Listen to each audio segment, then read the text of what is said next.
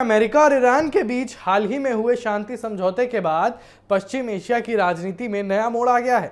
अमेरिकी राष्ट्रपति Donald Trump ने जहां युद्ध की जगह बातचीत और कूटनीति का रास्ता चुना है, वहीं इजराइल के प्रधानमंत्री बेंजामिन नेतन्याहू ने इस समझौते को लेकर पूरी तरह संतुष्ट नजर नहीं आ रहे हैं। और यही वजह है कि दुनिया की नजर अब इस बात पर टिकी है कि क्या ये समझौता लंबे समय तक टिक पाएगा या फिर ये क्षेत्र जो है एक बार फिर संघर्ष की ओर बढ़ जाएगा।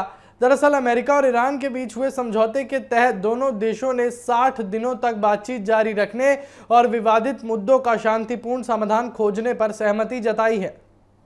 समझौते में ईरान के परमाणु कार्यक्रम, हॉर्मोज में तेल आपूर्ति की सुरक्षा और क्षेत्रीय स्थिरता जैसे अहम विषय शामिल हैं। अमेरिकी प्रशासन इसे एक बड़ी कूटनीतिक सफलता के रूप में पेश कर रहा है, लेकिन इजराइल इस डील को लेकर कई सवाल उठा रहा है। प्रधानमंत्री नेतन्याहू को आशंका है कि ईरान भविष्य में परमाणु कार्यक्रम पर कठोर प्रतिबंध स्वीकार नहीं करेगा और इजरायली नेतृत्व का मानना है कि केवल बातचीत से ईरान पर दबाव नहीं बनाया जा सकता और उससे लेकर अधिक सख्त रुख अपनाने की जरूरत है। यही कारण है कि नेतन्याहू और उनके सहयोगी अमेरिका के भीतर भी समझौते को लेकर चल रही बहस को प्रभावित करने की कोशिश कर रहे हैं। सूत्रों के मुताबिक ट्रंप और नेतन्याहू के बीच इस मुद्दे पर मतभेद भी सामने आए हैं। ट्रंप युद्ध की आर्थिक और राजनीतिक कीमत को समझते हुए तनाव कम करने की कोशिश कर रहे हैं। उनका मानना है कि लंबे समय तक चलने वाला संघर्ष न सिर्फ वैश्विक अर्थव्यवस्था बल्कि अमेरिका के हितों को भी नुकसान पहुंचा सकता है। दूसरी ओर नेतन्याहू का मानना है कि ईरान पर भरोसा करना जल्दबाजी होगी और इस समझौते को लेकर अमेरिका के भीतर भी अलग अलग प्रतिक्रियाएं देखने को मिल रही हैं।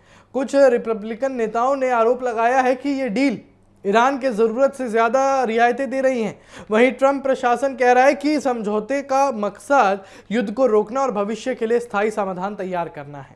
विशेषज्ञों का मानना है कि आने वाले 60 दिन बेहद महत्वपूर्ण होंगे और अगर बातचीत सफल रहती है तो पश्चिम एशिया में स्थिरता की नई शुरुआत हो सकती है, लेकिन अगर किसी पक्ष ने समझौते की शर्तों का पालन नहीं किया या फिर एक क्षेत्रीय तनाव बढ़ा तो ये पूरी प्रक्रिया पटरी से उतर सकती है। फिलहाल दुनिया इंतजार कर रही है कि ट्रंप की शांति पहल सफल होती है या नेतन्याहू की आशंकाएं सही साबित होती है।